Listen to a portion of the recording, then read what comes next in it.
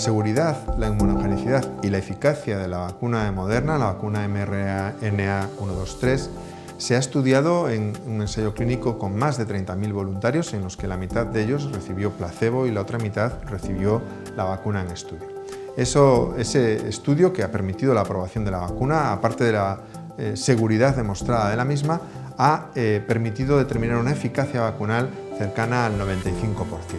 Es decir, que la vacuna tiene una eficacia del 95% para prevenir la infección clínica activa por SARS-CoV-2. Además, esos resultados se reproducen también específicamente en las personas de edad más avanzada, donde la eficacia es alrededor del 90%, y también en las personas que tienen comorbilidades, en las que estos números se mantienen de forma similar alrededor del 90%.